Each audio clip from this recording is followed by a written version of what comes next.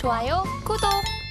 이어서는 바로 종가 베팅할 섹터로 넘어가 보겠습니다. 대표님 섹터 먼저 알아볼까 하는데요. 방산과 관련된 모멘텀도 최근 시장에서는 긍정적으로 바라볼 만합니다. 수주적인 이슈도 있고 수출적인 이슈도 있기 때문에 계속해서 좀 주시를 해봐야 될 것 같은데 어떤 모멘텀에 조금 더 집중을 해볼까요? 일단 오늘 방산주들이 힘을 내고 있습니다.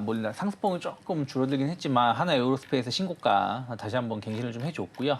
LG 렉스원, 현대로템, 하나시스템이 오늘 거의 10% 가까운 상승을 보여주면서 이 방산주 관련해서는 계속해서 좀 트럼프 수혜를 좀 입는 것 같습니다. 트럼프가 바이든도 마찬가지지만 민주당도 마찬가지지만요.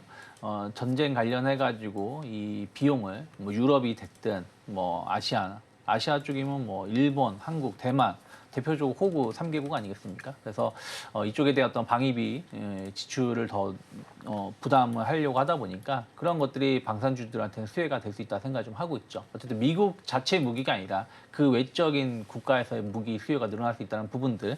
거기다가 이제 지금 러우 전쟁이 좀 종결된다라면 지금 시장에서는 저는 그렇게까지 보고 있지 않은데 그 다음엔 체코가 위험할 수 있다 얘기를 좀 하고 있거든요. 그래서 체코라든지 폴란드인가요? 아무튼 그래서 이 우크라이나 주변 국가, 동유럽 국가들의 그 군사비 지출은 더 늘어날 수밖에 없다라고 좀 평가를 하고 있는 것 같습니다. 그래서 그런 부분들이 실적에 대한 어떤 기대감들 그리고 앞으로 수주 모멘텀 이런 것들이 반영이 되면서 주가가 상승을 하고 있다라고 보고 있기 때문에 방산주들에 대해서 꾸준히 관심을 가져볼 수 있지 않을까 생각하고 있습니다.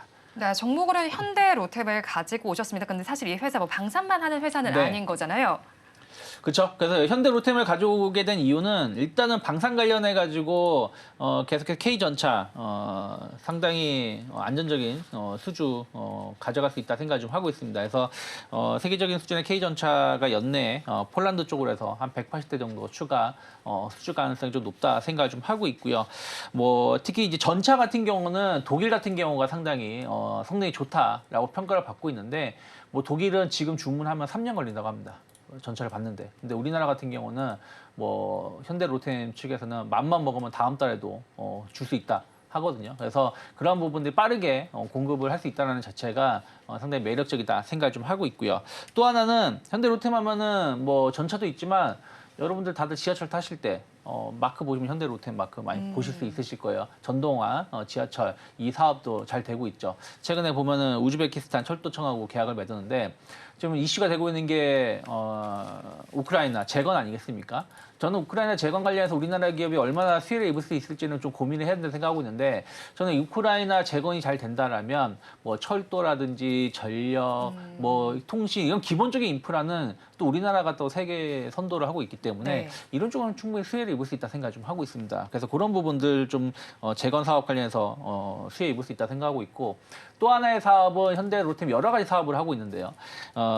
에코플랜트라든지 이런 공장을 짓는 사업부가 있는데 이게 다 현대차 그룹 사업을 하신다 보면 될 것 같아요. 현대차 그룹이 인도가 됐든 멕시코가 됐든 미국이 됐든 해외 공장을 짓잖아요. 여기에 들어가는 이런 설비라든지 이런 것들을 대부분 현대로템이 받아서 진행한다고 보시면 될 것 같습니다. 그래서 방산 부분, 철도 그리고 인프라 건설 화학 이런 인프라 쪽 이런 쪽 본다라면 요즘 이슈가 되는 쪽이 다 맞물려 있는 게 현대로템이기 때문에 저는 43,000원이 크게 이탈하지 않는다라면 분할 매수 해볼 수 있다 생각 좀 하고 있고요. 일단 목표가는 한 55,000원 정도까지 열어놓을 수 있지 않을까 생각하고 있습니다. 네, 첫 번째 종가 베팅할 종목 현대로템에 대한 이야기 해봤습니다. 이어서 이사님께서 가지고 있는 섹터도 살펴보겠습니다. 비만 치료제 쪽입니다. 사실 이 비만 치료제와 관련된 부분은 우리나라만 부각을 받는 게 아니라 전 세계적인 시장이기 때문에 앞으로 시장의 파이가 더 커질 것이다. 이런 거에도 무게를 싣고 봐야 할 것 같아요. 맞을까요? 네, 맞습니다. 맞고 그리고 7월달 들어와서 그래도 그나마 계속 이제 상승으로 가는 섹터가 바이오가 유일합니다. 그렇기 때문에 바이오를 안 볼 수가 없어요. 오늘 같은 경우는 이제 일본의 코로나 소식 때문에 또 이제 진단키트 가는 종목들 가는데 그것뿐만 아니라 이제 바이오 시밀러 가는 종목들 가고 면역 항암제 다 가고 있거든요. 그러니까 결국 이제 참 7월달 같은 경우는 바이오를 안 보면 너무나 좀 섭섭하다라고 좀 봐야 될 것 같아요. 그리고 그 바이오라는 맛집 안에 메뉴들이 다 좋아요. 지금 매진이 싹 제가 비유할 게 음식밖에 없어가지고 일단 음식을 좀 비유를 하는데 바이오라는 맛집 안에 뭐 비만 치료제, 바이오 시밀러, 면역 항암제 뭐 음식이 다 맛있어요. 그러다 보니까 그 속에서 잘만 고르게 되면은 정말 이제 괜찮은 이제 요리를 고르는 그런 느낌이거든요. 그래서 근데 비만 치료제도 마찬가지라고 좀 말씀드리고 싶어요. 일단 펩토론 같은 종목들이 먼저 움직였다가 그리고 지난주부터 또 대봉 LS가 움직이고 있고 그리고 바토리아 받아가지고 지금 오늘 가지고 온 종목도 가지 않을까라는 생각이 들어요. 결국 그 비만 치료제 같은 경우는 1차적으로는 이제 조금 전에 말씀하신 샹파이 커지는 샹파이. 지금 이제 그 일라이릴리가 지난 노보노디스크가 지난 6월달 그리고 이제 일라이릴리의 제파운드가 또 중국 국가약품감독관리국 또 승인을 받았거든요. 인구가 어마어마하잖아요. 그렇기 때문에 그 속에서 이제 조금씩 파일을 잡아가게 된다라면 또 매출이 어마어마하게 늘어날 거거든요. 그런 부분들 보게 된다면 이제 골드만삭스가 시작한 것처럼 비만 치료제 시장은 커질 수밖에 없는 부분들이 있고요. 그리고 오늘 가지고 온 종목은 어찌 보면은 대봉일에서와 마찬가지로 뭐 삭센다 그리고 리라클로라이드 이런 관련된 종목이라고 보시면 될 것 같은데 일단 삭센다 쪽 같은 경우는 이제 이게 작년에 보니까 1조 3천 정도 매출이 나왔더라고요. 그런데 이 삭센다 같은 경우는 방금 말씀드린 주 성분이 리라클로라이드입니다. 근데 이게 올해 특허가 만료가 된다고 해요. 그러다 보니까 이제 노바티스라든지 테바라든지 이런 기업들이 이제 그 리라클로라이드 이제 바이오시밀러를 출시할 예정인데 그거와 관련돼 가지고 연관성이 있는 종목이고 그리고 최근에 비만 치료제 관련된 섹터가 정말 분위기가 괜찮기 때문에 네. 지금 구간에서 한번 기술적으로도 노려봐도 괜찮겠다라고 생각이 들어서 오늘 준비 한번 해봤어요. 네, 그리고 가지고 오신 종목 블루 엠텍입니다. 네. 상장한 지 그렇게 오래된 네, 오래되진 종목은 않았어요. 아닌데 네. 이 종목에 대한 의견 어떻게 좀 들어볼까요? 네.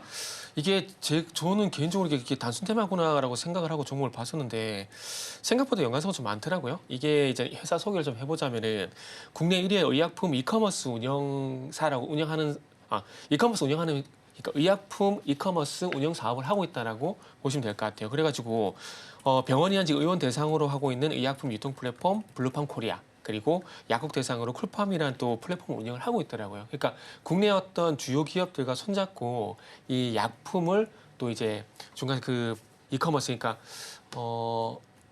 이커머스를 뭐라 그러죠? 갑자기 생각이 안 나요. 아무튼 그래가지고 유통 사업을 하고 있다는 보시면 될 것 같습니다. 그래서 상당히 그래도 이름 있는 회사, 이름 전혀 실체가 없는 회사라고 보기도 힘들다라고 좀 말씀드리고 싶고 그리고 이제 이 회사 같은 경우 이제 그 조금 전에 말씀드린 삭센다, 네. 노보노디스크의 삭센다 같은 경우에 국내 약국 유통 사업을 이제 영위를 하고 있습니다. 그렇기 때문에 삭센다 연관주로 좀 보시면 될 것 같고요. 그리고 조금 전에 말씀드린 뭐 노바티스라든지 뭐 테라바 같은 기업들이 이제 바이오시밀러 준비를 하고 있는데 지금 노바티스도 이제 고객사로 확보를 하고 있더라고요. 그래서 앞으로 만약에 바이오시밀러가 출시가 되게 되면은 이 노바티스의 어떤 수혜주가 될 가능성이 있다고 보시면 될 것 같고 그리고 국내 쪽 같은 경우는 펩진하고 한독이 삭센다 바이오시밀러 준비를 하고 있는데 이 한독 같은 경우도 이 회사 고객사더라고요. 그러다 보니까 뭐 비만 치료제 관련돼 가지고 뭐 노바티스가 됐던 뭐 삭센다가 됐던 이쪽 얘기가 나오게 되면은 뭐 블루엠텍 같은 경우는 봐야 될 종목이다라고 좀 판단이 좀 들었습니다. 그래서 마지막으로 가격 전략만 말씀을 드리면 일단 목표가는 18,000원 잡았고요. 그리고 손절가 같은 경우는 14,500원 이렇게 한번 설정해 봤습니다.